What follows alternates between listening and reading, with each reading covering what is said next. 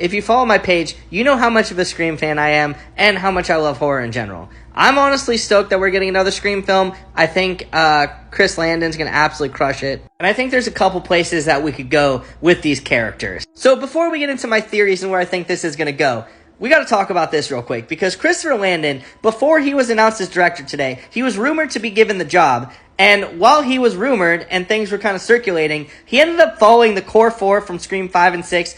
You know, Melissa Brea, Jenna Ortega, Mason Gooding, and obviously Jasmine Savoy Brown. Which obviously means they're coming back. Like, you couldn't do Scream 7 without it. But on top of that, he followed a few other older cast members, including Matthew Lillard, because Stu Macher for sure isn't dead. And I think Scream 7 is the perfect movie to bring him back.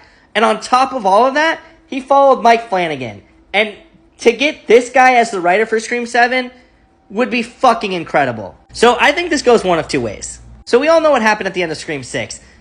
Sam Carpenter went on a rampage, and both her and Tara definitely enjoyed it. And I think their connection to Billy is a lot stronger than they really think, and they're a lot more similar than they think. And I think that connection to Billy is so strong that it's going to end up leading them to Stu Macher. Because if he's still alive, I feel like all of the killers have some type of connection one way or another. And I think this is going to end up leading them to Stu. And I think the tables are going to flip. I think Melissa and Jenna, Sam, and Tara Carpenter are going to end up being the killers. And I think that honestly would be a really cool spin that we haven't seen before.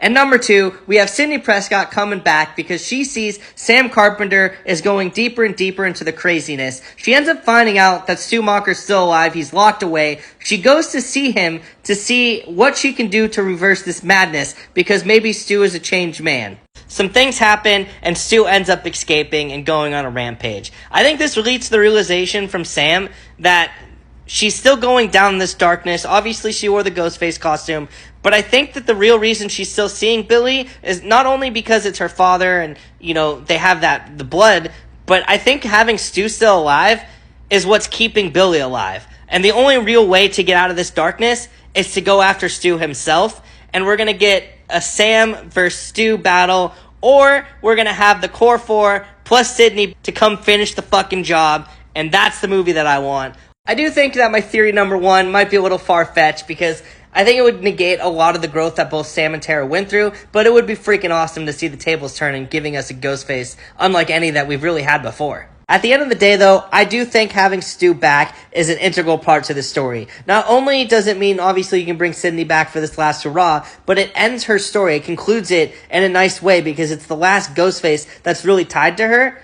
And then on top of that, it also kind of frees Sam and Tara, because it's the last tie to their father that they really have. And as you know, most of these Ghostface killers are related to the characters in some way, shape, or form. So I think having this last piece being cut from them gives them the conclusion that they all deserve and the send-off that they need. So let me know what you guys think. What are your theories? Hit the comments. I want to know.